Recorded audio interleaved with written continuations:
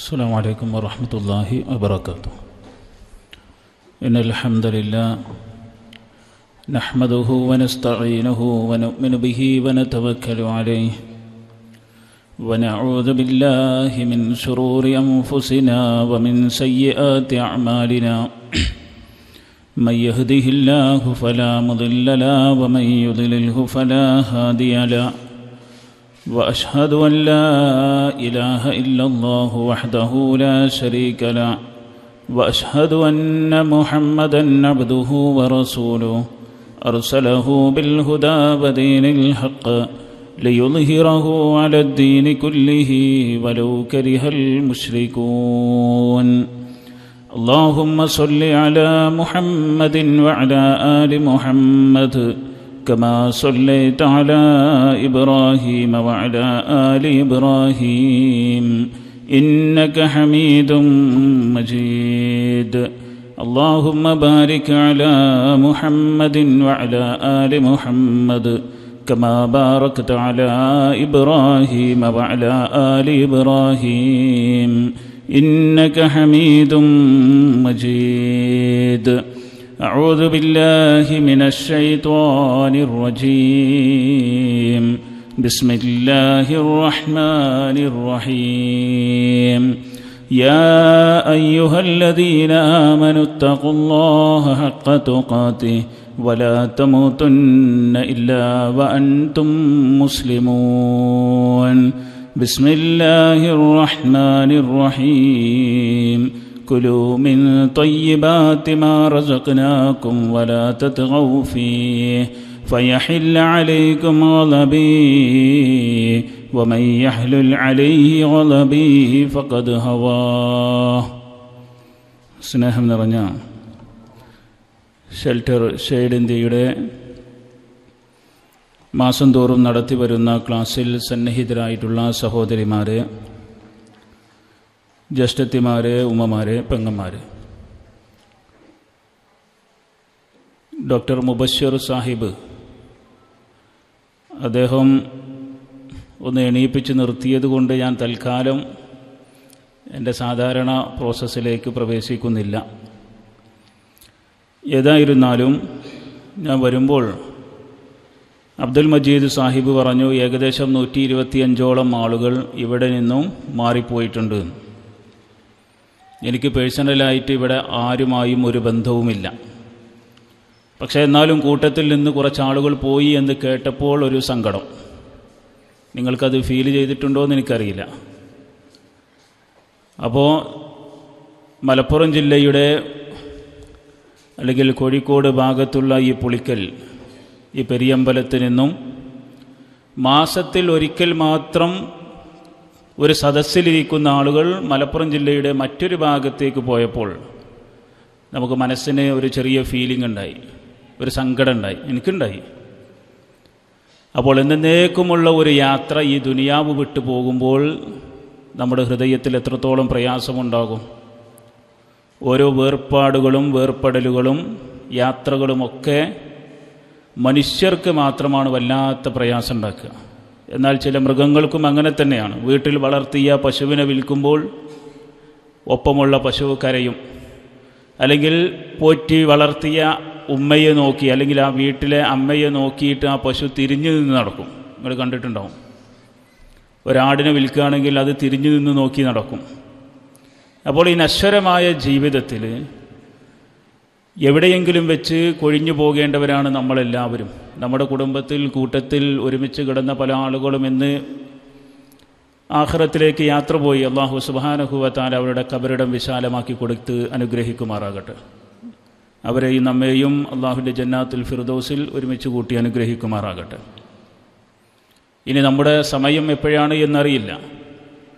സമയം എപ്പോഴാണെങ്കിലും ലാ ഇലാഹ ഇല്ലല്ലാഹ് എന്ന് ചൊല്ലി മരിക്കാനുള്ള തൗഫീക്ക് അല്ലാഹു സുബ്ഹാനഹു വ തആല നൽകുമാറാകട്ടെ.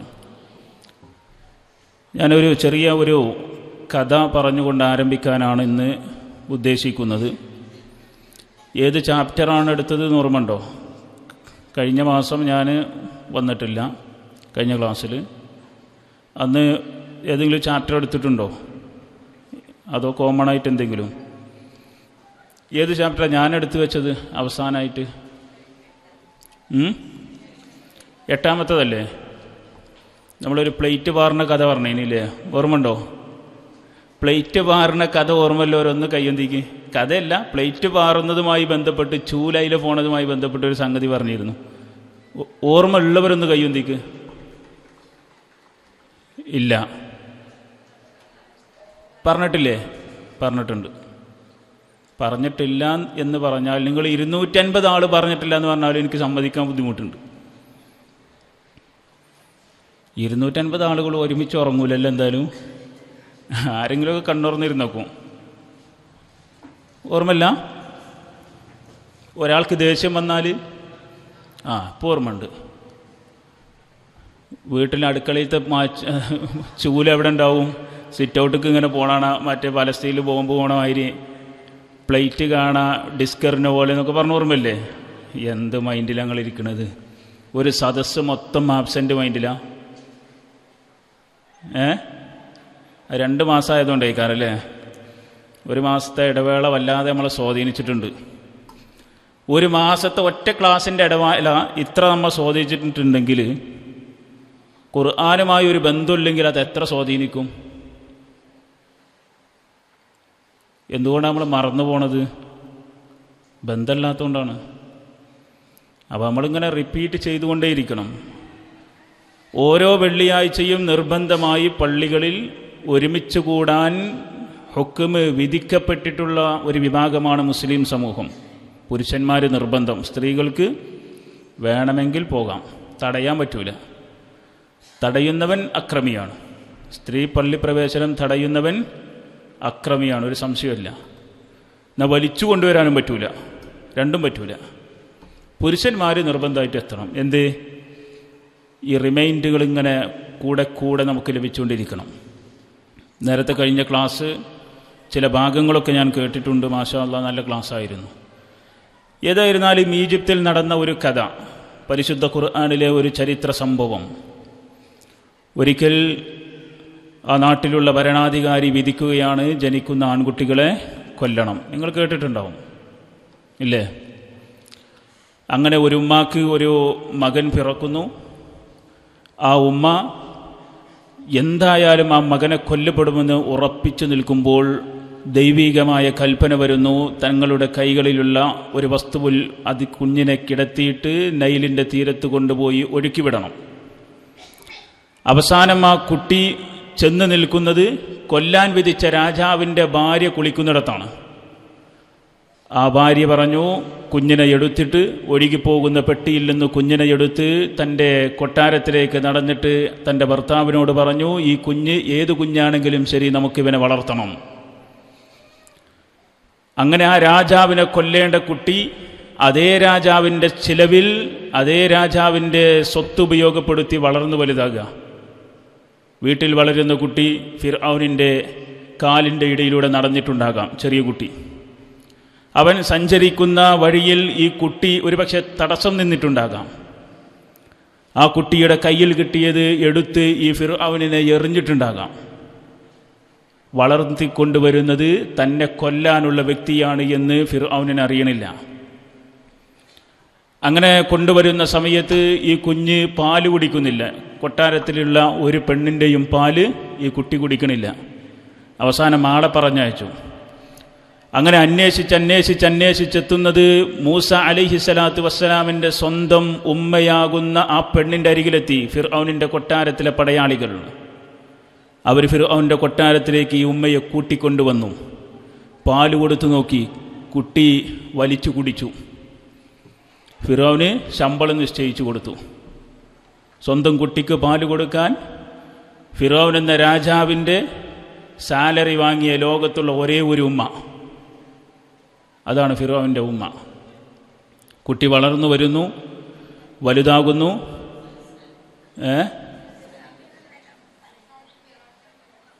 മൂസാ നബി അലൈഹിസ്സലാത്തു വസ്സലാമിൻ്റെ മാതാവ്. മൂസ അലൈഹിസ്സലാത്തു വസ്സലാമിൻ്റെ മാതാവാണ് ലോകത്ത് സ്വന്തം മകന് പാല് കൊടുക്കാൻ വേണ്ടി ഒരു രാജ്യത്തിൻ്റെ രാജാവിൽ നിന്ന് സാലറി വാങ്ങി പാല് കൊടുത്ത പെണ്ണ്. നിങ്ങൾക്ക് പാല് കൊടുത്തതിന് കൂലി പൈസ ഇട്ടിക്കണോ? ഇല്ല. പാല് കൊടുക്കും വേണം, ചട്ടി മാത്രം കഴുകും വേണം. പാല് കൊടുക്കും വേണം, നേരം വെളുത്താൽ മുറ്റടിച്ചു വരണം, എല്ലാം ചെയ്യണം, പാല് എക്സ്ട്രാ കൊടുക്കും വേണം. മൂസ അലൈഹിസ്സലാത്തു വസ്സലാമിൻ്റെ മാതാവ് പാത്രം കഴുകണ്ട, ചട്ടി കഴുകണ്ട, മുറ്റമടിക്കണ്ട, രാജകൊട്ടാരത്തിൽ ഒരു രാജ്ഞിയെപ്പോലെ വാഴുകയും മാസാമാസം ചിലവിന് കിട്ടുകയും സ്വന്തം മകനെ തൻ്റെ മാറോട് ചേർത്ത് വെച്ച് ശത്രുവിൻ്റെ മുമ്പിൽ വെച്ച് പാല് കൊടുക്കുക. സുബ്ഹാനല്ലാഹ്. അങ്ങനെ വളർന്നു വലുതാകുന്നു. നേരത്തെ സൂചിപ്പിച്ചു ഡോക്ടർ മുബശ്ശിർ സാഹിബ്, ഇവിടെ ആർക്കെങ്കിലും കുട്ടികൾക്ക് വല്ലാത്ത ദേഷ്യമോ ഒക്കെ ഉണ്ടെങ്കിൽ എന്ത് ചെയ്യണം? ഇൻഷാ അല്ലാഹ് ഒരു ചെറിയൊരു കൗൺസിലിങ്ങിൻ്റെ ഇതൊക്കെ വരുന്നുണ്ട്. മൂസാ നബി അലൈഹി സ്വലാത്തു വസ്സലാം കുറച്ച് ദേഷ്യക്കാരനാണ്. ഈ കുട്ടികളെ പോലല്ല കേട്ടോ, അതൊരു പ്രവാചകനാണ്. സത്യത്തിന് വേണ്ടി കോപിക്കും, പെട്ടെന്ന് കോപിക്കും. വളർന്ന് വലുതായിക്കൊണ്ടിരിക്കുമ്പോൾ നാട്ടിലേക്ക് ഇറങ്ങിച്ചെന്നു. യുവാവാണ്, നല്ല തടിമെടുക്കുള്ള യുവാവ്. മൂസാ നബി അലൈഹി സ്വലാത്തു വസ്സലാം അങ്ങാടിയിലേക്ക് ഇറങ്ങിച്ചെന്നപ്പോൾ രണ്ടാളുകൾ തമ്മിൽ ശണ്ട കൂടുന്നു, തർക്കിക്കുന്നു. മൂസ അലൈഹി സ്വലാത്തു വസ്സലാം അതിൽ ചെന്ന് ഇടപെട്ടപ്പോൾ ഒന്ന് ഇസ്രായേലി വംശജരിൽപ്പെട്ടിട്ടുള്ള ഒരു വ്യക്തിയാണ്, മറ്റൊന്ന് ഫിർഔനിൻ്റെ കുടുംബത്തിൽപ്പെട്ട ഖിബ്തി വർഗ്ഗക്കാരനാണ്. ഒന്ന് ഇസ്രായേൽ സന്തതികളിൽപ്പെട്ട ഒരു വ്യക്തിയാണ്, കുടുംബത്തിൽപ്പെട്ടവനാണ്. മറ്റൊന്ന് ഖിബ്തി ഗോത്രത്തിൽപ്പെട്ട ഒരു വ്യക്തിയാണ്. ഇസ്രായേലി ഗോത്രത്തിൽപ്പെട്ടവൻ മൂസ അലൈഹി സ്വലാത്തു വസ്സലാമിനോട് പറഞ്ഞു, എന്നെ സഹായിക്കണം, ഇവൻ എന്നെ അന്യായമായി ഉപദ്രവിക്കുന്നുണ്ട്. മൂസാ നബി അലൈഹി സ്വലാത്തു വസ്സലാം ചെന്ന് ചോദിച്ചു, തർക്കമായി, അടിച്ചു. അങ്ങനെ അദ്ദേഹം മരിച്ചു വീണു. ആരും അറിഞ്ഞിട്ടില്ല. പിറ്റേ ദിവസം അങ്ങാടിയിലേക്ക് ഇറങ്ങിയപ്പോൾ നേരത്തെ പറഞ്ഞ അതേ വ്യക്തി വീണ്ടും വേറൊരുത്തനോട് അടികൂടുന്നുണ്ട്. അപ്പോൾ മൂസാ നബി അലൈഹി സ്വലാത്തു വസ്സലാം ഇത് കണ്ടപ്പോൾ അദ്ദേഹത്തിന് ദേഷ്യം പിടിച്ചു. ഈ മനുഷ്യൻ സഹായത്തിന് അന്വേഷിച്ചു എന്നപ്പോൾ ഒരു നിലക്കും തന്നെ സാധ്യമല്ല, കാരണം ഇവൻ്റെ തൊഴിൽ തന്നെ അങ്ങാടിയിൽ പ്രശ്നം ഉണ്ടാക്കല. അപ്പോൾ മൂസാ നബി അലൈഹി സ്വലാത്തു വസ്സലാം ഈ വ്യക്തിയെ ചോദ്യം ചെയ്യാൻ ചെന്നപ്പോൾ അവൻ വിളിച്ചു പറഞ്ഞു, മൂസ, ഇന്നലെ നീ ഒരാളെ കൊന്നതുപോലെ എന്നെയും കൊല്ലാൻ നീ തുനിഞ്ഞിറങ്ങിയിരിക്കുകയാണോ? ഇത് മറ്റുള്ളവർ കേട്ടു. അപ്പോൾ ഇന്നലെ ഫിർഔന്റെ കൂട്ടത്തിൽപ്പെട്ട ഒരു കുടുംബത്തിൽപ്പെട്ട ഒരു വ്യക്തി കൊല്ലപ്പെട്ടത് ആരുടെ കൈകളിലൂടെയാണ്? മൂസ അലൈഹി സ്വലാത്തു വസ്സലാമിൻ്റെ കൈകളിലൂടെയാണ് എന്ന് അവിടുത്തെ ഫിർഔനിൻ്റെ ആളുകൾക്ക് പോലും ബോധ്യം വന്നു. ആളുകൾ ഒരുമിച്ച് കൂടി മൂസാ നബിയെ കൊല്ലാൻ വേണ്ടി എല്ലാവരും ഒരുമിച്ച് വന്നു. മൂസാ നബി അലൈഹി സ്വലാത്തു വസ്സലാം നാടുവിടുക. അങ്ങനെയാണ് ഒരു സ്ഥലത്തേക്ക് എത്തുന്നത്. ആ സ്ഥലത്തിൻ്റെ പേര് അറിയോ? മദിയൻ. മദിയൻ കേട്ടുക്കണോ? കേട്ടിട്ടില്ല? ഇതൊക്കെ കേൾക്കണ്ടേ? ചിലത് കേട്ടിട്ടില്ല എന്ന് പറയരുത്, കേൾക്കണം. മദിയൻ പ്രദേശത്തേക്ക് പോകുന്നു. അവിടെ ചെല്ലുന്നു. അവിടെ എത്തി കാര്യങ്ങൾ അന്വേഷിച്ചപ്പോൾ അവിടെ നിന്ന് ലഭിച്ച വിവരം, അക്രമികളായ രാജാക്കന്മാരുടെ രാജപദവിയുടെ അതല്ലെങ്കിൽ അതിൻ്റെ ബൗണ്ടറിയിൽ നിന്ന് നിങ്ങൾ രക്ഷപ്പെട്ടിട്ടുണ്ട്. ഇപ്പോൾ നിങ്ങൾ ആ രാജാവിൻ്റെ ബൗണ്ടറിയിലല്ല, അതുകൊണ്ട് സമാധാനത്തോടു കൂടി ജീവിച്ചോ. അങ്ങനെ ഒരു കിണറ്റിൻ്റെ കരയിൽ വിശ്രമിക്കുന്നു. രണ്ട് പെൺകുട്ടികൾ വരുന്നു. ആടുകളെ മേച്ചുകൊണ്ടാണ് അവർ വരുന്നത്. അവിടെ ഒരു കിണറുണ്ട്. ആ കിണറ്റിൽ നിന്ന് ആടുകൾക്ക് വെള്ളം എടുത്തു കൊടുത്ത് അവരിങ്ങനെ മുന്നോട്ട് പോകുമ്പോൾ ഈ രണ്ട് പെൺകുട്ടികൾ മാറി നിൽക്കുന്നുണ്ട്. മൂസാ നബി അലൈഹി സ്വലാത്തു വസ്സലാം അവരോട് ചോദിച്ചു, എന്തേ വെള്ളമെടുക്കാത്തത്? അവർ പറഞ്ഞു, പുരുഷന്മാരൊക്കെ വെള്ളമെടുത്തതിന് ശേഷമേ ഞങ്ങൾക്ക് വെള്ളമെടുക്കാൻ സാധിക്കൂ. മൂസാ നബി അലൈഹി സ്വലാത്തു വസ്സലാം ആ രണ്ട് പെൺകുട്ടികൾക്ക് വെള്ളം കോരി കൊടുക്കുന്നു. അവർ സന്തോഷത്തോടുകൂടി തിരിച്ച് വീട്ടിലേക്ക് എത്തുന്നു. ഉപ്പയോട് കാര്യം പറയുന്നു. ഉപ്പ പറയുന്നു, ആ മനുഷ്യനെ വിളിച്ചു കൊണ്ടുവരണം, നമുക്ക് അദ്ദേഹത്തിന് കൂലി കൊടുക്കണം. ശരി, കഥ അങ്ങനെ തുടരുകയാണ്, നിങ്ങൾ ബാക്കി പഠിച്ചാൽ മതി. അപ്പം അതിൻ്റെ ക്ലൈമാക്സിലെത്തിയില്ലേ? നീ യൂട്യൂബിലൊക്കെ ഇനി അടുത്ത സെർച്ച് ഹിസ്റ്ററിയിൽ അത് വരട്ടെ, ആ കഥ വരട്ടെ കേട്ടോ. മൂസാ നബി അലൈഹി സ്വലാത്തു വസ്സലാം മദിയൻ പ്രദേശത്തെത്തിയ കഥ. വിശാലമായി പരിശുദ്ധ ഖുർആനിൽ ചില അമ്പിയാക്കന്മാരെ കുറിച്ച് പറഞ്ഞ കഥ, അതൊന്ന് മൂസാ നബി അലൈഹി സ്വലാത്തു വസ്സലാമിനെ കുറിച്ചുള്ള കഥയാണ്. ഞാനിവിടെ ഓർമ്മപ്പെടുത്തിയത് നമ്മുടെ ചാപ്റ്ററിൻ്റെ ഹെഡിങ് നീ കോപിക്കരുത് എന്നാണ്, അല്ലേ? നീ കോപിക്കരുത് എന്നാണ്. അപ്പോൾ മൂസാ നബി അലൈഹി സ്വലാത്തു വസ്സലാം കോപിച്ചു. എന്തിനു വേണ്ടി? നമ്മുടെ ചാപ്റ്ററിൻ്റെ പേരെന്താണ്? നീ കോപിക്കരുത്. ഒരു പ്രവാചകൻ കോപിച്ചു. അപ്പോൾ ഇത് രണ്ടും തമ്മിൽ വ്യത്യാസമുണ്ടോ? ഉണ്ട്. മൂസാ നബി കോപിച്ചത് ദീനുമായി ബന്ധപ്പെട്ട വിഷയത്തിലാണ്. ആശയത്തിനും ആദർശത്തിനും വേണ്ടി കോപിക്കണം. നമ്മുടെ മക്കൾ കളവ് പറയുന്നു, കോപിക്കേണ്ടി വരും. പ്രായപൂർത്തിയായി ഇതൊക്കെ ബോധമുണ്ടായിട്ട് വീണ്ടും ആങ്ങളെയും പെങ്ങളെയും ഭയങ്കര അടിയാണ്, കോപിക്കേണ്ടി വരും. വ്യക്തിപരമായിട്ടുള്ള കോപത്തെയല്ല ഇസ്ലാം പ്രോത്സാഹിപ്പിക്കുന്നത്. ദീനിനു വേണ്ടി കോപിക്കേണ്ടടുത്ത് കോപിക്കണം. അല്ലാഹു സുബ്ഹാനഹു വ തആല കോപിക്കുന്നവനാണ് എന്ന് പരിശുദ്ധ ഖുർആനിലൂടെയും പ്രവാചകൻ സല്ലല്ലാഹു അലൈഹി വസല്ലമയുടെ വചനങ്ങളിലൂടെയും നമുക്ക് കാണുവാൻ സാധിക്കും. കോപത്തിൻ്റെ ഒരു നിർവചനം ചില ആളുകൾ പറഞ്ഞ് വെച്ചതായി നമുക്ക് കാണുവാൻ സാധിക്കും. ആ നിർവചനം ഒന്നുകൂടി ഞാൻ എന്ത് ചെയ്യാണ്, എടുത്തുദ്ധരിക്കുകയാണ്. ഒന്ന്, ചിലർ പറഞ്ഞിട്ടുള്ളത് മറ്റുള്ളവരിൽ ഉണ്ടാകുമ്പോൾ, നിങ്ങൾക്ക് ഓർമ്മ ഉണ്ടാവും ചിലപ്പോൾ പറയുമ്പോൾ, മറ്റുള്ളവരിൽ ഉണ്ടാകുമ്പോൾ കാണാൻ കഴിയുന്നതും സ്വന്തത്തിലാകുമ്പോൾ അനുഭവപ്പെടുന്നതുമായ ഒരു പ്രത്യേക അവസ്ഥയാണ് കോപം. ശരിയാണ്. സ്വന്തത്തിലാകുമ്പോൾ നമുക്കിങ്ങനെ അനുഭവത്തിൽ വരും, ഇങ്ങനെ ദേഷ്യം പിടിച്ചിട്ട് ഇങ്ങനെ വിറക്കണ പോലെ തോന്നും. മറ്റുള്ളവർ കോപിക്കുമ്പോൾ നമുക്ക് കാണാൻ പറ്റും. അവിടെയാണ് ഞാൻ നേരത്തെ ഉദാഹരണം പറഞ്ഞത്. ചെറിയ കുട്ടിയാണെങ്കിലും ശരി, പേജൊക്കെ എടുത്ത് കീറി എന്തെങ്കിലും ഒരു ബോട്ടിലൊക്കെ ഉണ്ടെങ്കിൽ അത് അടിച്ചിട്ടിട്ട്, അത് മറ്റുള്ളവരിൽ കോപമുണ്ടാകുമ്പോൾ പുറമെയുള്ളവർക്ക് അവൻ്റെ കോപം കാണാം. ഒന്നുകിൽ അത് കയ്യിലൂടെയായിരിക്കും പ്രതിഫലിക്കുക. ഇനി ഒന്നും ചെയ്യാൻ പറ്റാതാണെങ്കിലും ഇങ്ങനെ ദേഷ്യം പിടിച്ചിട്ട് ഇങ്ങനെ നോക്കും, കണ്ണിലൂടെ കോപം വരും, ചിലപ്പോൾ നാവിലൂടെ വരും, പലതും ഉണ്ടാവും. ചിലപ്പോൾ കാലുമ്മക്കൂടെ, മുമ്പിലുള്ള ഒരു ഒറ്റത്തട്ടാണ്. പണ്ട് ഒരുത്തൻ കിടന്നുറങ്ങിയപ്പോൾ ബ്രേക്ക് ഔട്ടിയല്ലേ ഉമ്മാൻ്റെ ഊരക്ക് അല്ലേ, ഇവന് ഭയങ്കര ഡ്രൈവിങ്ങിന് കമ്പല്ല ആളാ. അതിലൊരു ദിവസം നട്ടപ്പാതിരക്ക് ഒരൊറ്റ ചവിട്ട്, ഉമ്മണ്ട് കിടക്കുന്ന കട്ടിലിൻ്റെ ചുവട്ടിൽ. അപ്പോൾ വിളിച്ചോണത്തി ചോദിച്ചപ്പോൾ ഞാൻ ലോറി ഓട്ടീന് 1-ാം വളവിൽ ബ്രേക്ക് ഔട്ടിയാണ്. അങ്ങനെയൊക്കെ ഉണ്ടാവും. അത് ഉറക്കത്തിലാണ്. എന്നാൽ ഉണർച്ചയിൽ തന്നെ പല ബ്രേക്കിംഗ് സിസ്റ്റവും കോപത്തിൽ പ്രവർത്തിക്കും. നമുക്കൊക്കെ അനുഭവങ്ങളിലുള്ളതാണിത്, എല്ലാവർക്കും ഉണ്ടാവും. മറ്റു ചിലർ പറഞ്ഞിട്ടുള്ളത്, കോപത്തിന് നിർവചിച്ചിട്ടുള്ളത്, ഒരാൾ തനിക്ക് ഉപദ്രവം ഏൽപ്പിച്ചവനിൽ നിന്ന് പ്രതികാരം ചെയ്യാനോ, നമ്മെ ആരെങ്കിലും ഉപദ്രവിച്ചു, അവനെതിരിലൊരു റിവഞ്ച്, ഒരു പ്രതികാരം നിർബന്ധമായി അവൻ്റെ മനസ്സിലേക്ക് കടന്നു വരുന്നു. താൻ ഭയപ്പെടുന്ന ദ്രോഹത്തെ തടുക്കാൻ വേണ്ടിയോ, അല്ലെങ്കിൽ ഒരാൾ എനിക്ക് ഒരു പ്രശ്നമുണ്ടാക്കുമെന്ന് മുൻകൂട്ടി അറിയുമ്പോൾ അതിനെ തടുത്തു നിർത്താൻ വേണ്ടി എൻ്റെ ഭാഗത്ത് നിന്നുണ്ടാവുന്ന ചില പ്രവർത്തനങ്ങൾ, ആ പ്രവർത്തനങ്ങളും അതുപോലെ തന്നെ ഉദ്യമിക്കുമ്പോഴുണ്ടാകുന്ന രക്തസമ്മർദ്ദമാണ് കോപം. അപ്പോൾ അതും ഹൃദയത്തിലേക്കാണ് വരുന്നത്. ബ്ലഡ് ഇങ്ങനെ തെറിച്ചു നിൽക്കും ദേഷ്യം വന്നാൽ. അങ്ങനെയുള്ള മനുഷ്യന്മാർ ദേഷ്യപ്പെടുമ്പോഴൊക്കെ അങ്ങനെ തന്നെ. എന്നാൽ ഈ ദേഷ്യം 2 രൂപത്തിലാണ്. ഏതുപോലെ? ഒരു കത്തിയെപ്പോലെ. ഒരു കത്തി പയറരിയാനും അതുപോലെ തന്നെ കർമൂസ വെത്താനും ചെത്താനും ഒക്കെ ആണെങ്കിൽ നല്ല കാര്യമാണ്, കൂലിട്ടണ കാര്യമാണ്.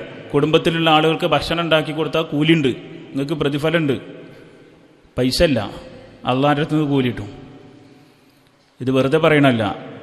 സൗദി പണ്ഡിതന്മാരിൽ എനിക്ക് തോന്നുന്നത് ഇബ്നു ബാസ് റഹ്മത്തുള്ളാഹി അലൈഹി, അദ്ദേഹത്തോട് ഒരു പെണ്ണ് എഴുതി ചോദിക്കുക, നേരം വെളുത്ത് വൈകുന്നേരം വരെ നോമ്പെടുത്ത് ഭർത്താക്കന്മാർ, ആങ്ങളമാർ, ഉപ്പമാരൊക്കെ പള്ളിയിൽ പോയി ഈത്തികാഫും അതുപോലെ തന്നെയുള്ള ഖുർആൻ പാരായണങ്ങളൊക്കെ ആയിട്ട് ജീവിക്കുകയാണ്. ഞങ്ങൾ വീട്ടിലിങ്ങനെ കത്തിയെടുത്ത് അത് മുറിച്ച് ഇത് കട്ട് ചെയ്ത് അരിയിട്ട് ഇങ്ങനെ പത്തിരി ഉണ്ടാക്കി അല്ലെങ്കിൽ ഖുബൂസ് ഉണ്ടാക്കി ഇങ്ങനെ മുന്നോട്ട് പോവുക, ഞങ്ങൾക്ക് കൂലി കിട്ടുമെന്ന്. അദ്ദേഹത്തിൻ്റെ മറുപടി എന്താ അറിയോ?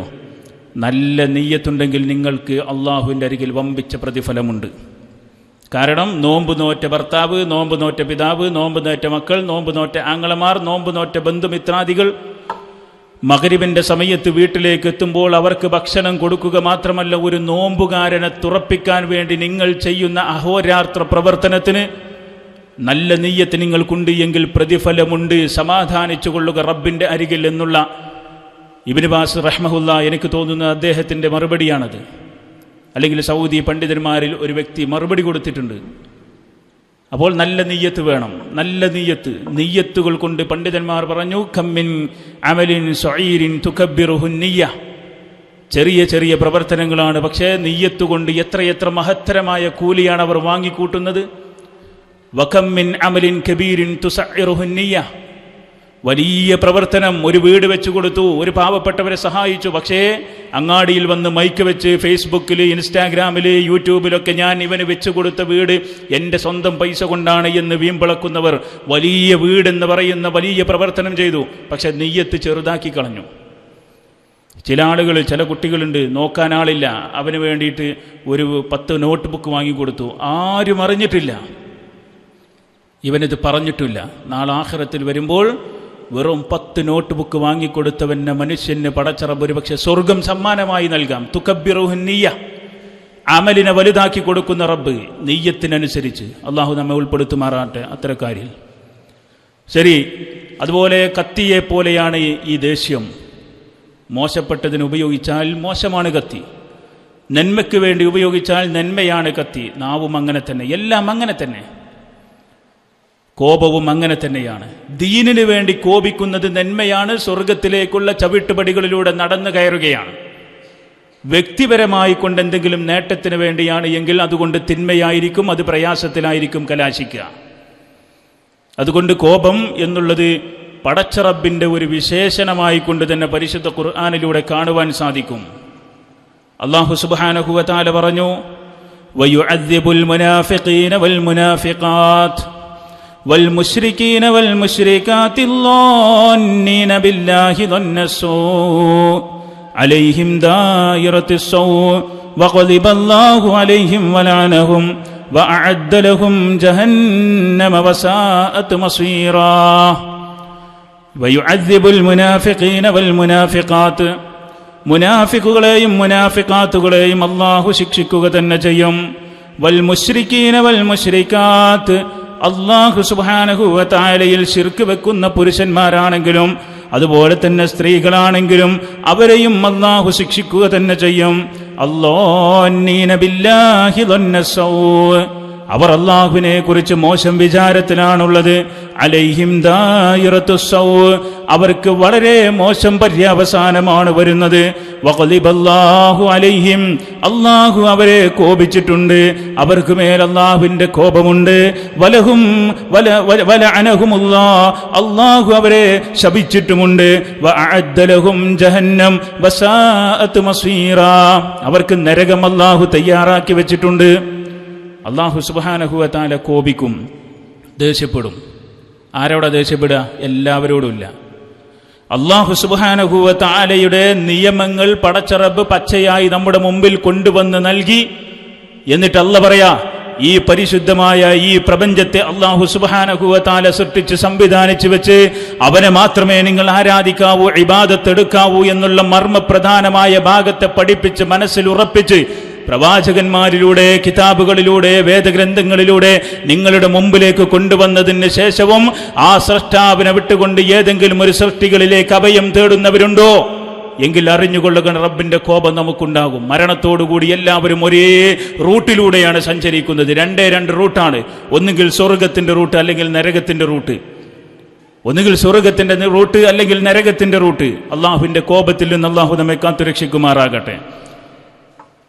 അതുപോലെ തന്നെ നേരത്തെ ഓതിയ ആയത്തുകൾ, 2-3 ആയത്തുകൾ ഇവിടെയുണ്ട്. ഹദീസിൽ വന്നിട്ടുള്ളൊരു ഭാഗം ഞാൻ ഓർമ്മപ്പെടുത്തുകയാണ്. റസൂലുള്ളാഹി സ്വല്ലല്ലാഹു അലൈഹി വസല്ലമ പറഞ്ഞില്ലേ, നേരത്തെ കഴിഞ്ഞ ക്ലാസ്സിൽ ഞാൻ മനസ്സിലാക്കുന്നത്, ഞാൻ അവിടെ നിന്ന് കേട്ട ഒരു ഭാഗമാണ്.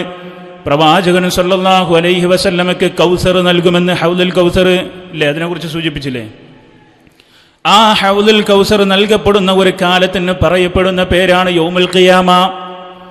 ഖിയാമത്ത് നാള്, മാലിക് യൗമുദ്ദീൻ, യൗമുദ്ദീൻ എന്നൊക്കെയാണ് അതിൻ്റെ പേരുള്ളത്. ആ കാലഘട്ടത്തിൽ ലോകത്തുള്ള സകലമാന മനുഷ്യരെയും അല്ലാഹു ഹാജരാക്കുമത്രേ.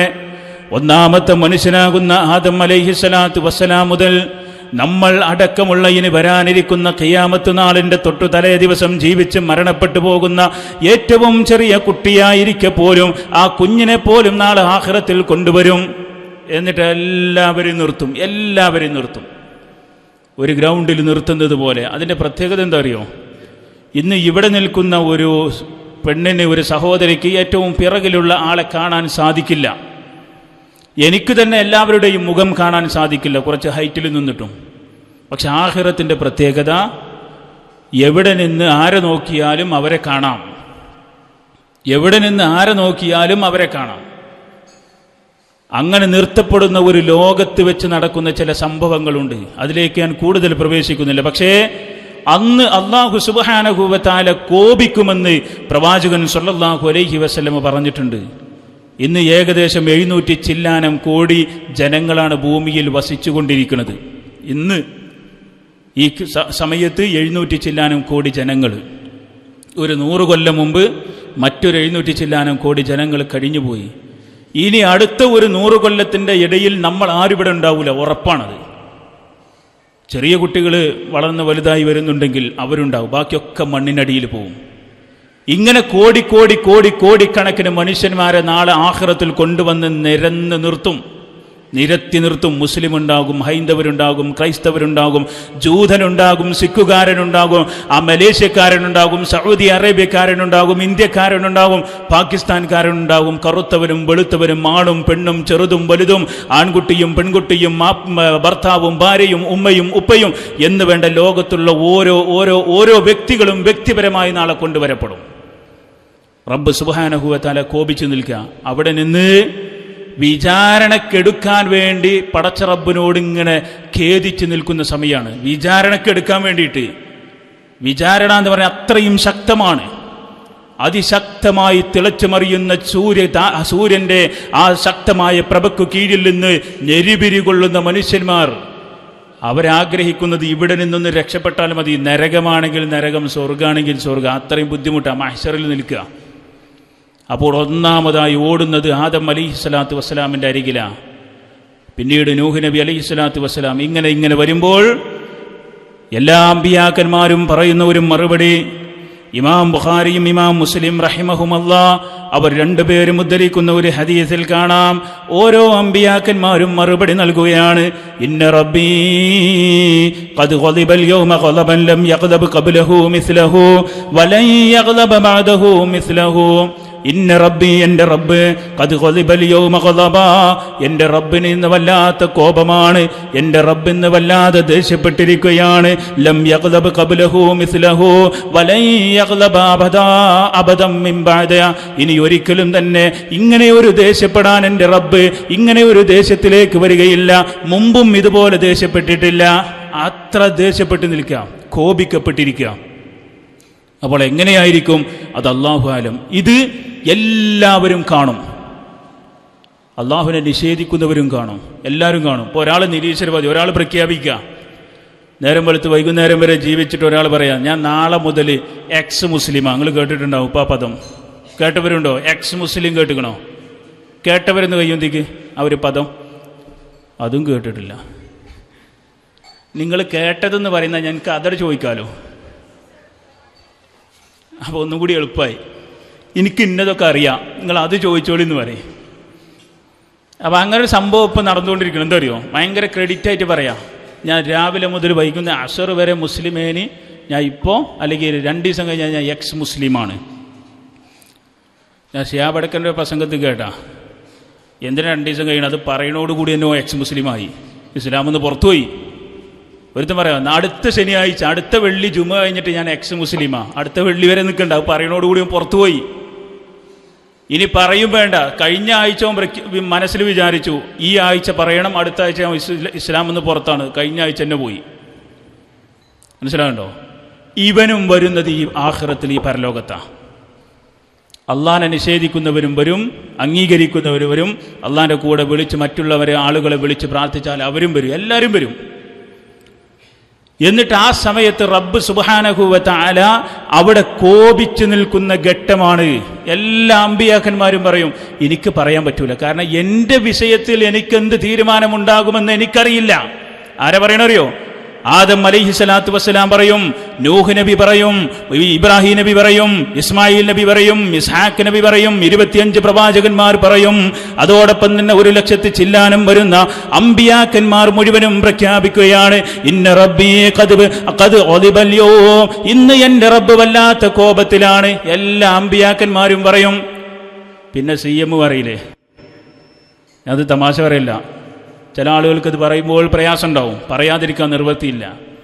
കാരണം പച്ചയായി പടച്ച റബ്ബിൻ്റെ സ്ഥാനത്തേക്ക് ഉയർത്തപ്പെട്ട ഒരു മനുഷ്യൻ ഈ ലോകത്തുണ്ട് എങ്കിൽ മുസ്ലിം സമൂഹത്തിന്റെ നാവ് കൊണ്ട് പടച്ച റബ്ബാണ് ഈ വ്യക്തി എന്ന് ലോകത്താരെങ്കിലും പ്രഖ്യാപിച്ചിട്ടുണ്ടെങ്കിൽ അത് കേരള മണ്ണിലെ ഈ പറയപ്പെടുന്ന കോഴിക്കോട്ടുകാരനെ കുറിച്ച് മാത്രമാണ്. ഒരു മനുഷ്യനെ കുറിച്ച് പറയാം അള്ളയാണ്. ഇത്ര വലിയൊരു അധപതനം ഈ മുസ്ലിം സമൂഹത്തിൽ വേറുണ്ടോ? ലോകത്തുള്ള സകല മനുഷ്യന്മാരും അമ്പിയാക്കന്മാര് അള്ളാഹുവിനോട് ഈ ദുനിയാവിൽ നേരിട്ട് സംസാരിച്ച അപൂർവം ചില രണ്ട് വ്യക്തികളിൽ ഒന്ന് മൂസ അലൈഹി സ്വലാത്തു വസ്സലാമാണ്, മറ്റൊന്ന് പ്രവാചകൻ മുഹമ്മദ് മുസ്തഫ സല്ലല്ലാഹു അലൈഹി വസല്ലമയാണ്. കലീമുല്ലാഹി മൂസ അലൈഹി സ്വലാത്തു വസ്സലാം സീനാ പർവ്വതത്തിന്റെ താഴ്വാരത്തിൽ വെച്ച് റബ്ബിനോട് സംസാരിച്ച് വരുന്ന രംഗം എൻ്റെ ക്ലാസ്സിൽ തന്നെ വിശദീകരിക്കേണ്ടതുണ്ട്. അവിടെ വെച്ചുകൊണ്ട് പടച്ച റബ്ബിനോട് സംസാരിച്ച മൂസാ നബി ആഖിറത്തിൽ വരുമ്പോൾ പറയാ, ഇന്ന റബ്ബി ഖദ് ഖളിബൽ യൗമ ഖളബൻ ലം യഖ്ലബ് മിൻ ഖബ്ലിഹി വലൻ യഖ്ലബ അബദാ. ഒരിക്കലും ഇനി കോപിക്കാത്ത രൂപത്തിൽ, മുമ്പ് കോപിച്ചിട്ടില്ലാത്ത രൂപത്തിൽ ഇന്ന് കോപിച്ചു നിൽക്കുന്ന എൻ്റെ റബ്ബിനോട് ഞാൻ എന്ത് പറയണമെന്ന് ഭയപ്പെട്ട് നിൽക്കുകയാണ്. എൻ്റെ അബദ്ധം കാരണത്താൽ ഒരു മനുഷ്യൻ കൊല്ലപ്പെട്ടിട്ടുണ്ടെന്ന് പറഞ്ഞ് പടച്ച റബ്ബിന്റെ മുമ്പിൽ ഇത് പ്രയാസപ്പെട്ട് നിൽക്കുന്ന മൂസാ നബിക്ക് ഇല്ലാത്ത എന്ത് റൈറ്റാണ് കേരള മണ്ണിൽ ജനിച്ചൊരു മനുഷ്യനുള്ളത്? നിങ്ങൾ ആലോചിച്ച് നോക്കണം. അപ്പോൾ ആ റബ്ബ് നിൽക്കുന്ന ആ ഒരു സദസ്സിലേക്കാണ് നമ്മൾ പോകുന്നത്.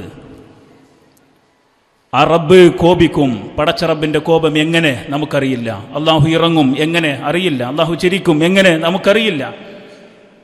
അള്ളാഹുവിന് അർശും കുർസിയുമുണ്ട് എങ്ങനെ നമുക്കറിയില്ല. അതുകൊണ്ട് ഈ വിഷയവുമായി ബന്ധപ്പെട്ട് ചില കാര്യങ്ങൾ ഓർമ്മപ്പെടുത്തി എന്ന് മാത്രം. അള്ളാഹുവിന് കോപമുണ്ട്. ആ കോപത്തിൽ നിന്ന് അള്ളാഹു നമ്മെ കാത്തു രക്ഷിക്കുമാറാകട്ടെ. മറ്റൊന്ന് ചില കാര്യങ്ങൾ പെട്ടെന്ന് സൂചിപ്പിച്ച് പോവുകയാണ്. വ്യക്തിപരമായ കോപത്തെ പിടിച്ചു നിർത്തണമെന്നാണ് ഇസ്ലാം പഠിപ്പിക്കുന്നത്. അവൾ എന്നെ നോക്കി. സ്കൂളിലൊക്കെ പഠിപ്പിക്കുമ്പോൾ വലിയ പ്രശ്നമാണ്. ഇപ്പം ഞങ്ങളുടെ സ്കൂളിൽ ഒരു ID കാർഡ് കൊടുക്കുന്നു. ഇനി സ്കൂളിലേക്ക് പോകണത് ആലോചിക്കാൻ വയ്യ. കാരണം ഇനിയിപ്പോൾ അടുത്ത പ്രശ്നം എന്താ വെച്ചാൽ ഒരുത്തൻ്റെ ID ഉണ്ടാവും മറ്റവൻ്റെ കയ്യിൽ. ഇതും കൊണ്ട് വരാന്തി കൂടെയുള്ള കംപ്ലൈൻറ്റ് ചെയ്യാനോ, എന്നിട്ട് അതിന് മറ്റവൻ്റെ ID തെരഞ്ഞു പിടിച്ച് അത് പൊട്ടിക്കുക. അയൽവാസി പെണ്ണ് എന്തോ ഒരു കാരണത്താൽ മീൻ വെള്ളം ചിന്തിയപ്പോൾ തൻ്റെ തൊടുകിലേക്ക് കുറച്ചൊരു മീൻ്റെ മുള്ളു ചാടി. അതിനു വേണ്ടിയിട്ട് ശക്തമായ ദേഷ്യം പാടില്ല. ഒരു ഒട്ടകം, ഒരു ആട് നമ്മുടെ വീട്ടിൽ നിന്ന് ഒരു ഇല കടിച്ചാൽ നിങ്ങൾ യുദ്ധം ചെയ്യോ? ഇവിടെ ആരെങ്കിലും യുദ്ധം ചെയ്യോ? ഒരാട്, അയൽവക്കക്കാരൻ്റെ ആടാണ്, ഒരു നിലക്കും മിണ്ടാത്ത ഒരു പെണ്ണാണെന്ന് കൂട്ടിക്കോളൂ, എന്നാലും ആട് കടിച്ചതിൻ്റെ പേരിൽ യുദ്ധം ചെയ്യോ? ഇല്ല. റസൂലുള്ളാഹി സ്വല്ലല്ലാഹു അലൈഹി വസല്ലം ഈ ഹദീസ് പറയുന്നത് എപ്പോഴാണെന്നറിയോ? ഒരു ഒട്ടകം തൻ്റെ അയൽവാസിയുടെ പുൽനാമ്പ് കടിച്ചതിൻ്റെ പേരിൽ 40 കൊല്ലം യുദ്ധം ചെയ്ത ഒരു സമൂഹത്തിൻ്റെ മുമ്പിലാണ് ഈ ഹദീസ്. 40 കൊല്ലം യുദ്ധം തുടങ്ങിയ ആൾ മരിക്കുകയാണ്. ചക്രശ്വാസം വലിക്കുമ്പോൾ എന്തറിയോ? അത്രയും കാലം യുദ്ധം ചെയ്ത വാള് മകൻ്റെ കൈ കൊടുത്തിട്ട് പറയാം, ഞാൻ യുദ്ധം ചെയ്തു തുടങ്ങിയിട്ടുണ്ട്, നീ അത് നിർത്തരുത്, തുടരണം. അങ്ങനെ ഒരു യുദ്ധം. മറ്റൊരു യുദ്ധം എന്താ അറിയോ? 2 കുതിരകൾ തമ്മിൽ ഓട്ട മത്സരം വെച്ചു. ഒരു വിഭാഗം ഒരു കുതിരയെ ചതിച്ചു തോൽപ്പിച്ചു. എന്തോ വള്ളിയൊക്കെ വെച്ചിട്ട് ചതിച്ചു തോൽപ്പിച്ചു. അതിൻ്റെ പേരിൽ വേറൊരു യുദ്ധം. എത്ര കൊല്ലം നീണ്ടറിയോ? 40 കൊല്ലം. ജാഹിലിയ കാലഘട്ടത്തിൽ ഇന്നും അറബി കോളേജുകളിൽ പഠിപ്പിക്കപ്പെടുന്ന 2 യുദ്ധങ്ങളാണ് ഈ പറയപ്പെടുന്ന 2 യുദ്ധം. ഒന്ന് ദാഹിസ് വൽ ഖബറാണ്, മറ്റൊന്ന് ബസൂസ് എന്ന് പറയപ്പെടുന്ന 2 യുദ്ധങ്ങൾ. 80 കൊല്ലമാണ് നീണ്ടു നിന്നത്. അതാണ് അന്നത്തെ ദേഷ്യം. ഇന്നും അങ്ങനെ ഉണ്ട്. എനിക്കറിയാവുന്ന ഒരു വീട്, ആ വീടിൻ്റെ അടുത്തുള്ള ഒരാൾ ഒരു വഴി ചോദിച്ചു. വഴി കൊടുക്കാൻ നിൽക്കുമ്പോൾ ഈ ചോദിച്ച ആളുടെ ഒരാൾ എന്തോ ഒരു ഡയലോഗ് അടിച്ചു. ഓൺ ദി സ്പോട്ടിൽ അയാൾ നിങ്ങൾക്ക് വഴിയില്ലായിരുന്നു, പൈസ തരാണ്. പിന്നെ ഒരു നിലക്കൊരു രക്ഷയില്ല. അവരോട് പറഞ്ഞു, നിങ്ങൾ ഉപയോഗിക്കുന്ന വഴി ക്ലോസ് ചെയ്യുക, ഞങ്ങൾ ഈ വഴിക്ക് പൈസ തരും, നിങ്ങൾക്ക് അവിടെ വാഴയോ മറ്റോ കുഴിച്ചിടാം, നിങ്ങൾക്കും ഞങ്ങൾക്കും കൂടി ഇവരുടെ സ്വന്തം സ്ഥലം പോലെ പൈസ കൊടുക്കാം. എന്നാലും കൊടുക്കൂല. ഏതെങ്കിലുമൊക്കെ ചെറിയ നിമിഷത്തിൽ വന്നു പോകുന്ന ചില പ്രയാസത്തിൻ്റെ പേരിൽ മരിക്കുമ്പോൾ പോലും ലാ ഇലാഹ ഇല്ലല്ലാഹ് എന്ന് ചൊല്ലിണീന് പകരം ഞാൻ എനിക്ക് പൊരുത്തപ്പെട്ടിരില്ല എന്ന് പറയുന്ന ഒരു അവസ്ഥ ഉണ്ടെങ്കിൽ നബി സല്ലല്ലാഹു അലൈഹി വസല്ലം പറയാം, ലൈസ ശദീദു ബിസ്സുർഖ, നല്ല മൽപിടുത്തക്കാരനും ആ മൽപ്പിടത്തിൽ ജനിക്കുന്നവനല്ല യഥാർത്ഥത്തിലുള്ള ശക്തൻ. ഇന്നമശ്ശദീദുല്ലദീ യംലികു നഫ്സഹു ഇൻദൽ ഗളബ്. ദേഷ്യം വരുമ്പോൾ തൻ്റെ മനസ്സിനെ പിടിച്ചു നിർത്താൻ ആർക്കാണോ സാധിക്കുന്നത് അവനാകുന്നു യഥാർത്ഥത്തിലുള്ള ശക്തൻ. ഇപ്പം നിങ്ങൾ ജാഹിലിയ കാലഘട്ടം, പ്രവാചകൻ്റെ കാലഘട്ടത്തോടൊക്കെ 40 കൊല്ലം എന്ത് യുദ്ധമാണെന്നൊക്കെ നിങ്ങൾ വിചാരിച്ചില്ലേ? ഇനി നിങ്ങളെ മക്കളെന്തെങ്കിലും പറഞ്ഞാൽ നിങ്ങൾക്ക് ദേഷ്യം ഉണ്ടാകലുണ്ടോ? ജാഹിലിയത്ത് അവിടെ കേട്ടെ. അല്ല, നമ്മളെ കുറിച്ചുമാണല്ലോ ഒന്ന് അളക്കുക ഇല്ലേ? ഒരു വട്ടം ക്ലാസ് അവിടെ വെക്കണ്ടായിരുന്നു, രണ്ടാമതും വെച്ചു, മൂന്നാമത് ക്ലാസ് വെക്കണതേ കുട്ടിക്ക് ഓർമ്മ ഉണ്ടാവുള്ളൂ. അടി കഴിഞ്ഞിട്ടുണ്ടാവും. ജാഹിലിയത്തിൽ വാളാണ്, ഇന്ന് നല്ല 5 കൈപ്പത്തിയാണ്. അത്ര വ്യത്യാസമുള്ളൂ. എല്ലാവരെയും അവസ്ഥ തന്നെ, സംസാരിക്കുന്നവരും കേൾക്കുന്നവരും ഒക്കെ. അപ്പോൾ ദേഷ്യം വരുമ്പോൾ നമുക്കൊരു ബോധവും ഒരു ഓർമ്മയുണ്ടാകട്ടെ. ഞാനടക്കമുള്ള ആളുകളോട് പറയണം, എല്ലാവർക്കും ദേഷ്യമൊക്കെ ഉണ്ട്. ദേഷ്യമില്ലാത്തവരായി ലോകത്ത് ആർക്കും ഇല്ല. പിന്നെന്താ? അത് നിയന്ത്രിച്ച് നിർത്താൻ പറ്റണം. നിയന്ത്രിച്ച് നിർത്തുന്നിടത്താണ് നമ്മൾ ശക്തനാകുന്നത്. പ്രത്യേകിച്ച് ഒരു പ്രതികാരം ചെയ്യാൻ പറ്റുമെന്ന് ഉറപ്പുള്ളിടത്ത് നമ്മൾ പൊരുത്തപ്പെട്ടു കൊടുത്താൽ അത് വല്ലാത്ത പൊറുക്കലാണ്. അതാണ് റസൂലുള്ളാഹി സ്വല്ലല്ലാഹു അലൈഹി വസല്ലമ മക്ക വിജയ കാലഘട്ടത്തിൽ പറഞ്ഞത്. ശത്രുക്കളൊക്കെ പിടിച്ചിങ്ങനെ മുമ്പിൽ ഇങ്ങനെ കുമിച്ച് നിർത്തി, കുനിഞ്ഞ് നിർത്തി ഇങ്ങനെ കൊണ്ടുവരിക. നബി സല്ലല്ലാഹു അലൈഹി വസല്ലം എല്ലാവരും വിട്ടയക്കാൻ പറഞ്ഞു, കെട്ടയക്കാൻ പറഞ്ഞു.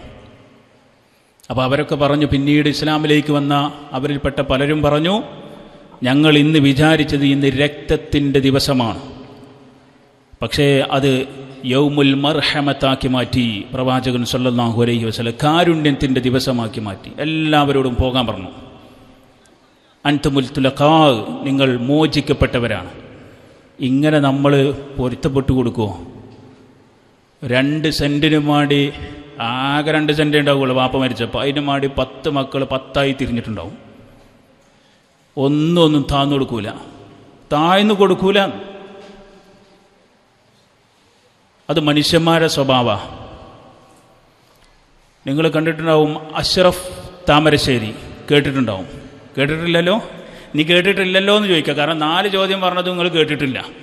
കേട്ടോന്ന് ഞാൻ ചോദിക്കണില്ല, നിങ്ങൾ കേട്ടിട്ടില്ലല്ലോ. അപ്പോൾ എനിക്കൊരു സമാധാനമായി. എനിക്ക് ഞാൻ വിചാരിച്ച ഉത്തരം കിട്ടിക്കോളും. ഈ അഷ്റഫ് താമരശ്ശേരി എന്ന് പറയുന്ന ആൾ ദുബായിൽ അവിടെ മരണപ്പെട്ട ആളുകളെ ബോഡി നാട്ടിലേക്ക് കയറ്റി അയക്കുന്ന ഒരു ജോലി മീൻസ് അയാളെ കൂലി വാങ്ങണില്ല. അതാണിപ്പം മെയിൻ പ്രവർത്തനം. വേറെ ജീവിക്കാൻ വേറെ വകുപ്പുണ്ട്. ഇത് ഫ്രീ ആയിട്ട് ചെയ്ത് അദ്ദേഹത്തിൻ്റെ ഒരു പുസ്തകമുണ്ട്, നിങ്ങളതൊന്ന് വായിച്ചു നോക്കണം. ഞാനത് വായിച്ചിട്ടുണ്ട്, മുഴുവൻ വായിച്ചിട്ടുണ്ട്. അപ്പോൾ അദ്ദേഹം പറഞ്ഞൊരു ഭാഗം, ഇത് പെട്ടെന്ന് എൻ്റെ മനസ്സിലേക്ക് വന്ന, ഒരേ കമ്പനിയിൽ വർക്ക് ചെയ്തിരുന്ന ഒരു ജ്യേഷ്ഠനും അനിയനും നാട്ടിൽ വന്ന് സ്വത്ത് ഓഹരി വെച്ചപ്പോൾ തെറ്റിയതാണ്. പിന്നീട് കമ്പനി മാറി 10 കൊല്ലത്തിന് ശേഷം അതിലൊരാൾ മരണപ്പെട്ടപ്പോൾ അവിടെയുള്ള എംബാമിംഗ് സെൻറ്ററിൻ്റെ മുമ്പിൽ, എംബാം എന്ന് പറയുന്നത് ബോഡി എങ്ങനെ ചുറ്റിക്കളഞ്ഞ് അതിൻ്റെ ഉള്ളിലുള്ളതൊക്കെ പ്രത്യേകമായ മരുന്നൊക്കെ പുരട്ടി നാട്ടിലേക്ക് അയക്കണ ഒരു പ്രത്യേകമായ സിസ്റ്റം. ആ എംബാമിംഗ് സെൻറ്ററിൻ്റെ മുമ്പിൽ വന്നിട്ട് അഷ്റഫ് താമരശ്ശേരിയുടെ മുമ്പിൽ കൈകൂപ്പി നിന്നിട്ട് ഈ മനുഷ്യൻ പറയാം, 10 കൊല്ലമായി ഞാൻ എൻ്റെ ജ്യേഷ്ഠനോട് മിണ്ടിയിട്ട്, ഇപ്പോൾ ഞങ്ങൾ 2 പേരും ദുബായിൽ തന്നെയാണ് 10 വർഷമായി ജീവിക്കുന്നത്. പക്ഷേ ഒരു സ്വത്തോഹരി വെച്ചതിൻ്റെ പേരിൽ എൻ്റെ ജ്യേഷ്ഠനോട് ഇന്ന് വരെ ഞാൻ മിണ്ടിയിട്ടില്ല. അറിയാങ്ങൾ ഇതൊക്കെ സ്വന്തം ജീവിതത്തിലേക്ക് വരുമ്പോൾ നമുക്കൊക്കെ തോന്നും ഞാനൊന്നും അങ്ങനെ ആകൂലെന്ന് ആകാതിരിക്കട്ടെ, പക്ഷെ ആകാനും സാധ്യതയുണ്ട്. എന്നാൽ എൻ്റെ കുടുംബത്തിൽപ്പെട്ട ഒരു കുടുംബം, ആ കുടുംബം സ്വത്തോഹരി വെച്ചു. ഓഹരി വെച്ചപ്പോൾ അവരെ നോക്കിയിരുന്ന 2ാമത്തെ മകനുണ്ട്. വലിയ മകൻ പറഞ്ഞു, എൻ്റെ ഓഹരി ഇവനാണ്. എല്ലാം എഴുതി കൊടുത്തു. കാരണം എന്താ? അവരൊക്കെ നോക്കിയത് ഈ മനുഷ്യനാണ്. ഇപ്പോഴും എത്ര സ്നേഹത്തിലാണ് ജീവിക്കുന്നത്, 2 രൂപത്തിലുണ്ട്. അതുകൊണ്ട് റസൂലുള്ളാഹി സ്വല്ലല്ലാഹു അലൈഹി വസല്ലം പറഞ്ഞു, ഇന്നമശ്ശദീദു അല്ലദീ യംലികു നഫ്സഹു ഇൻദൽ ഗളബ്. ഗളബുണ്ടാകുമ്പോൾ, ദേഷ്യം വരുമ്പോൾ അടക്കി നിർത്താൻ നമ്മൾ തയ്യാറാകണം. ഇനി ഇൻഷാ അല്ലാഹ് പ്രശംസനീയമായ ചില കോപങ്ങളുണ്ട്. അതായത് ചില സമയത്ത് കോപിക്കേണ്ടി വരും. അതെല്ലാം പറയാൻ സമയമില്ല. ഒരു 5 മിനിറ്റ് കൊണ്ട് ഞാൻ അവസാനിപ്പിക്കും. 12:15 നിർത്തും. എവിടെയാണോ എത്തുന്നത് അവിടെ നിർത്തും ഇൻഷാ അല്ലാഹ്. 12:10 പ്രശംസനീയമായ കോപം. അവിടെ കോപിച്ചിട്ടില്ലെങ്കിൽ മുഅ്മിനീങ്ങൾ ചോദിക്കും, എന്തേ അവൻ മിണ്ടാതിരിക്കുന്നത്? സ്വന്തം പെങ്ങള് അല്ലെങ്കിൽ സ്വന്തം മകള് ഒരു ഇത്ര പോന്ന ബനിയനും ഒരു പാൻറ്റൊക്കെ ഇട്ടിട്ട് അങ്ങനെ ഒരു ടൂറ് പോകുക. അപ്പോൾ ഇവനൊന്നും പറയുന്നില്ല, കുറച്ചൊക്കെ ദീന് പഠിച്ച ആളാണ്. അപ്പോൾ മറ്റുള്ള മുഅ്മിനീങ്ങൾ ചോദിക്കും, അവൻ്റെ വീട്ടിൽ നിന്ന് ഒരുത്തി ഇറങ്ങിപ്പോയിട്ട് എന്തേ ഒന്നും മിണ്ടാത്തത്?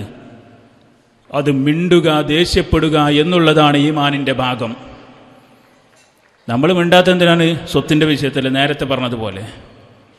ഇവിടെ മിണ്ടേണ്ടത് മിണ്ടുകയില്ല, പറയേണ്ടത് പറയുകയില്ല, ചെയ്യേണ്ടത് ചെയ്യുകയില്ല. ഒരു ഉമ്മാക്ക് 4 മക്കളുണ്ട് എങ്കിൽ 2 മക്കളോട് മോശമായി പെരുമാറുന്നു, 2 മക്കളോട് നല്ല രൂപത്തിൽ പെരുമാറുന്നു. അവിടെ ആരും തന്നെ ഒന്നും സ്നേഹത്തോടു കൂടി പോലും ഒന്നും ഉപദേശിക്കുന്നില്ല. അല്ലെങ്കിൽ ആ കുട്ടിയെ വിളിച്ചിട്ടൊന്നും ഉപദേശിക്കുന്നില്ല. നിന്റെ പെങ്ങളല്ലടാ, നിന്റെ ആങ്ങളെയല്ലടാ, എന്താ നീ ഇങ്ങനെ ചെയ്യുന്നത് എന്ന് ചോദിക്കാത്ത ഉമ്മമാർ. ഒരേ ചോരയിൽ പിറന്ന മക്കൾ തമ്മിൽ പ്രശ്നമുണ്ടാകുമ്പോൾ അതിനൊരു മധ്യസ്ഥത വഹിക്കേണ്ട ഉമ്മമാർ മിണ്ടാതിരിക്കുക. പെൺകുട്ടികൾ വളർന്ന് വലുതാകുമ്പോൾ ഉപ്പമാർക്ക് ഒരുപക്ഷെ ചില നിയന്ത്രണങ്ങൾ ഉണ്ടാകും അവരുടെ വിഷയത്തിൽ ഇടപെടാൻ. ഒരു ഉമ്മയും തന്നെ മിണ്ടാതിരിക്കുന്നുവെങ്കിൽ അത് ആക്ഷേപാർഹമായിട്ടുള്ള പ്രവർത്തനമാണ്. പെൺകുട്ടികൾ കുറച്ച് വലുതായി, ആദ്യമൊക്കെ മടിയിൽ കയറിയിരുന്നു വാപ്പാൻ്റെയൊക്കെ ആങ്ങളൻ്റെയൊക്കെ. ഇപ്പം അതൊന്നുമില്ല, അതൊക്കെ വലുതായി. അവിടെ പിന്നെ നിങ്ങൾ ഉമ്മമാരായ ആളുകൾക്ക് മാത്രമാണ് അതിൻ്റെ ഒരു 90% ഉത്തരവാദിത്വം. ബാക്കിയുള്ളവർക്ക് അത്ര തോന്നൂല. അപ്പോൾ ആക്ഷേപാർഹമായ കോപമുണ്ട്, അതുപോലെ തന്നെ അഭിലഷണീയമായ കോപമുണ്ട്. ഇസ്ലാം പഠിപ്പിക്കുന്ന ഒന്നാമത്തെ വിഷയം, നബി സല്ലല്ലാഹു അലൈഹി വസല്ലമ ഖുത്ബ നിർവഹിച്ചു കൊണ്ടിരിക്കുമ്പോൾ അദ്ദേഹത്തിൻ്റെ മുഖഭാവത്തെക്കുറിച്ച് പോലും ഹദീസിലുണ്ട്.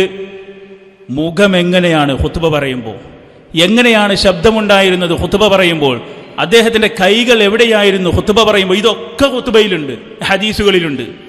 പക്ഷെ ഒരൊറ്റ ഖുത്ബയും പൂർണ്ണമായി വന്നിട്ടില്ല. പിന്നെ എങ്ങനെ നമ്മളെ നാട്ടിലെ പള്ളിയിൽ ഒരേ ഖുത്ബ തന്നെ ആവർത്തിക്കപ്പെടുന്നത്? ഞാൻ പറഞ്ഞ മനസ്സിലാവുണ്ടോ? കഴിഞ്ഞ ക്ലാസ്സിൽ ഒരു ഹദീസ് പറഞ്ഞു, സല്ലു കമാ റഅയ്തുമൂനി ഉസല്ലി, ഞാൻ നിസ്കരിക്കുന്നത് പോലെ നിങ്ങളും നിസ്കരിക്കൂ. കേട്ടിട്ടില്ലല്ലോ? കേട്ടിക്കണ്, അതെങ്കിലും കേട്ടല്ലോ. സല്ലു കമാ റഅയ്തുമൂനി ഉസല്ലി, ഞാൻ നിസ്കരിക്കുന്നത് പോലെ നിസ്കരിക്കണം. തക്ബീറത്തുൽ ഇഹ്റാം മുതൽ സലാം വീട്ടുന്നത് വരെ പൂർണ്ണമായി ഹദീസിൽ വന്നിട്ടുണ്ട്, പൂർണ്ണമായി വന്നിട്ടുണ്ട്. തക്ബീർ കിട്ടിയ ഉടനെ ഏത് പ്രാർത്ഥനയാണ് ചൊല്ലിയത്, 2, 3, 4 പ്രാർത്ഥനകൾ ഒക്കെ ഹദീസിലുണ്ട്. പക്ഷെ ഒരു ഖുത്ബയും നിങ്ങൾ എഴുതി വെച്ചോളി, ഒരു ഖുത്ബയും പൂർണ്ണമായി ഒരൊറ്റ ഗ്രന്ഥത്തിലും വന്നിട്ടില്ല, ഒറ്റ ഗ്രന്ഥത്തിലും വന്നിട്ടില്ല. എന്തേ കാരണം എന്നറിയോ? അവരുടെ ഖുത്ബ എന്നുള്ളത് കാണാതെ പഠിച്ച് വാചാലമായി സംസാരിക്കലല്ല, ആവശ്യത്തിനനുസരിച്ച് മനുഷ്യനെ മാറ്റിമറിക്കാൻ പര്യാപ്തമായ ആയത്തുകളും ഹദീസുകളും പറഞ്ഞ് റസൂലുള്ളാഹി സ്വല്ലല്ലാഹു അലൈഹി വസല്ലം ഇങ്ങനെ സംസാരിക്കും. അതാണ് അവരുടെ ഖുത്ബ. ഞാനിത് ഓർമ്മപ്പെടുത്തുന്നത്, നിങ്ങൾ പള്ളിയിലേക്ക് പോകാൻ സൗകര്യമുണ്ടെങ്കിൽ പോയിട്ട് അതൊന്ന് കേൾക്കുക.